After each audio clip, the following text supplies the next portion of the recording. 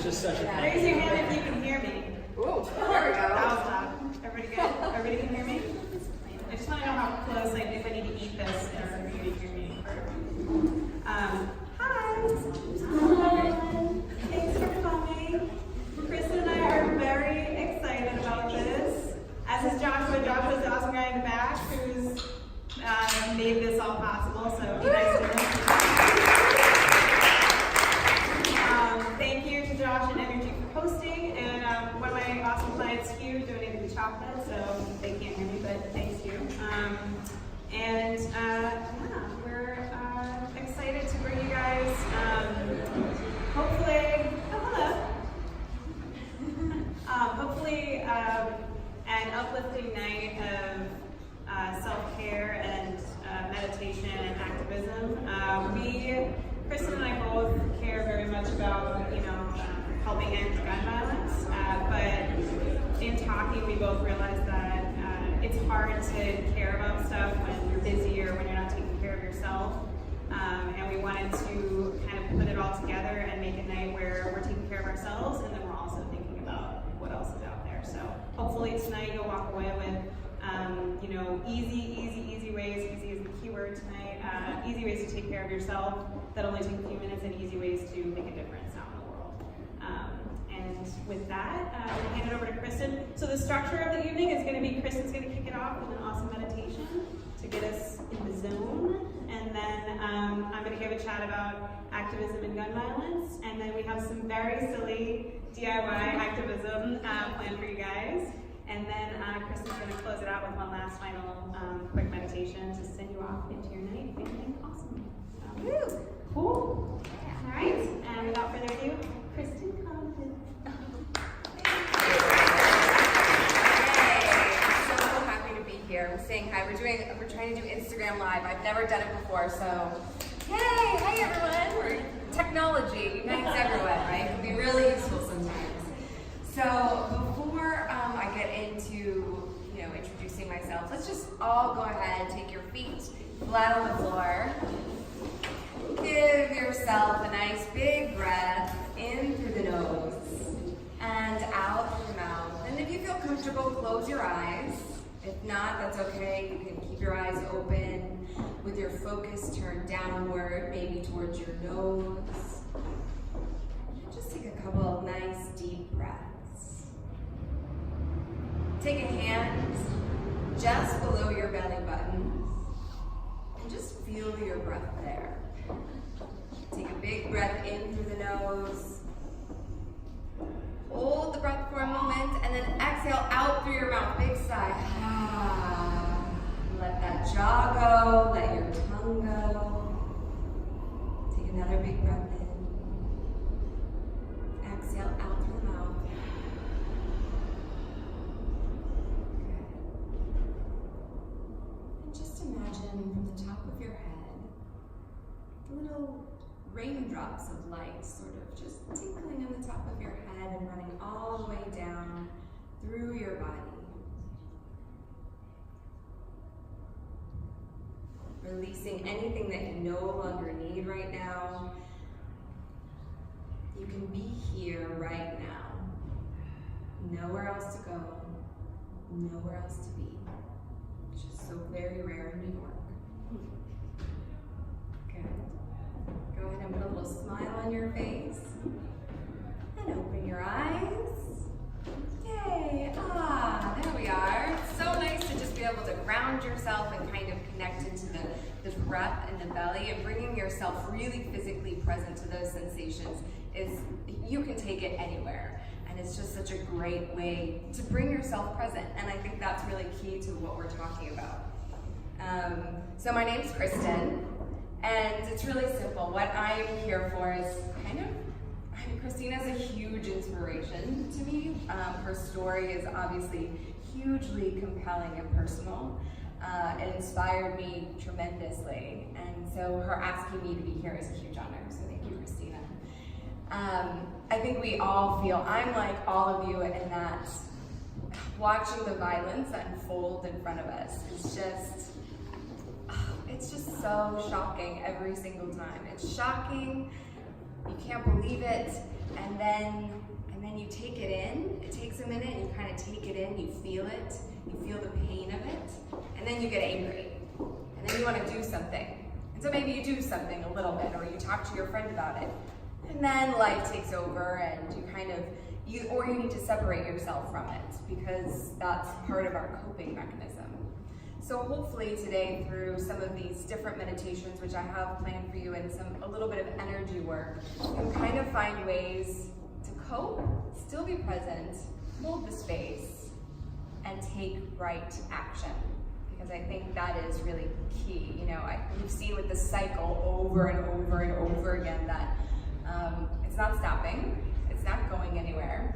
So it's really up to us, all of us, and many, many more people sharing their voice, staying present in a place where you're not necessarily, you can be present to your sadness and your anger, but you have to kind of be able to transform it in order to actually do something about it, right?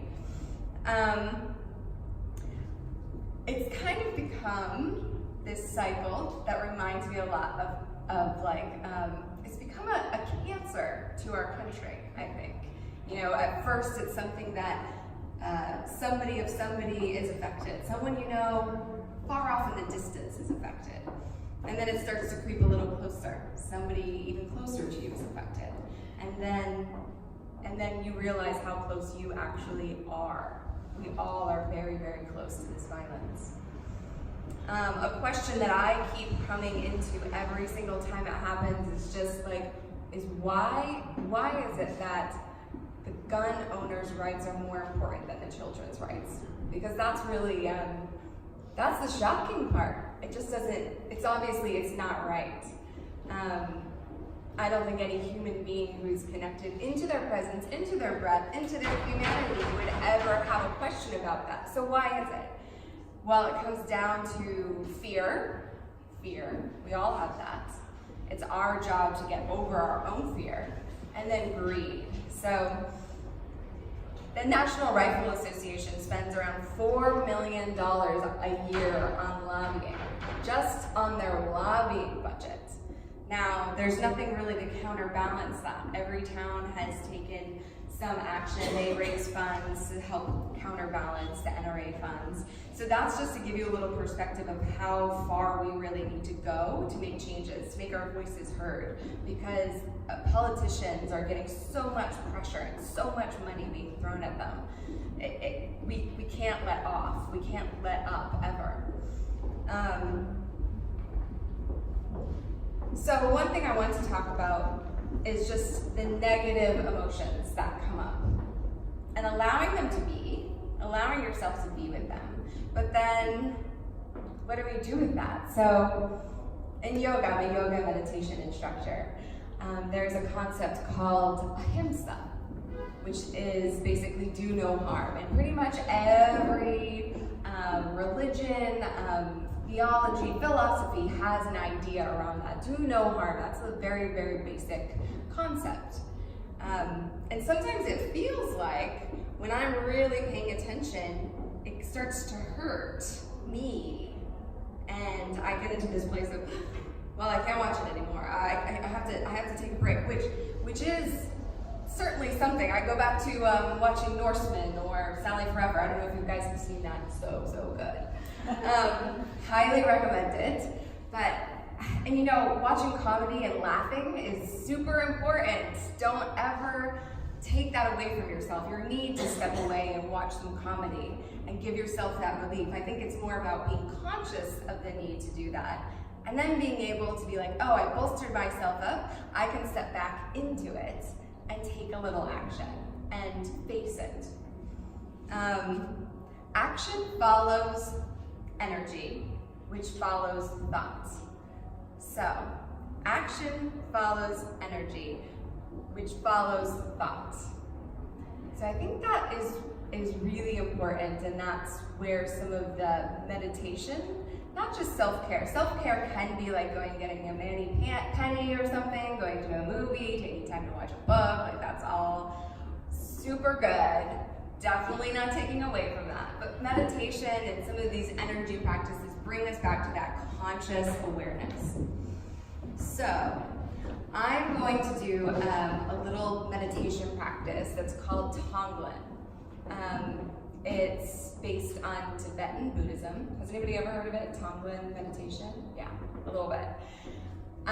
It's not something that I practice often, but it's been popping into I have known about it for a long time, and it's been popping into my field often. I'm like, oh yeah, that's really important. It's really about transforming the negative emotions, any negativity into something that's more positive. So, let's go ahead and close our eyes again. You can just sit comfortably.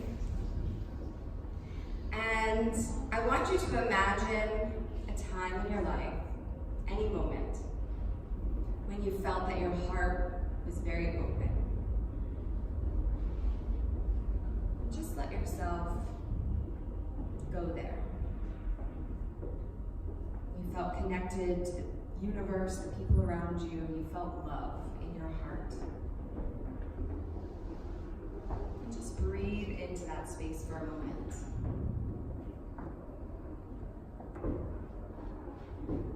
And now I want you to imagine that your grief, your pain, can become visual, can become a texture, almost like smoke, dark smoke that just circles around you. Imagine the pain outside of your body, the suffering outside of your body, as smoke. And you're going to breathe that smoke in through your nose down into your heart and allow it to be cleansed and changed. And when you exhale, the smoke is clear. It becomes light. So continue to do that for a few breaths. Breathing in that smoke, allowing it to be cleansed by the light and love in your heart.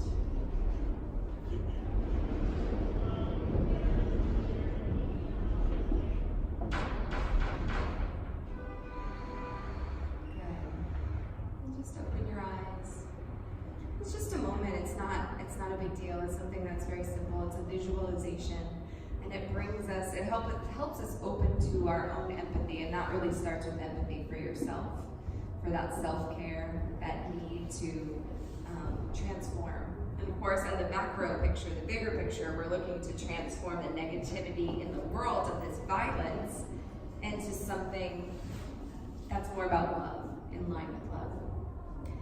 So that's it for now. Thank you all very much. I'm going to hand the mic over to Christina.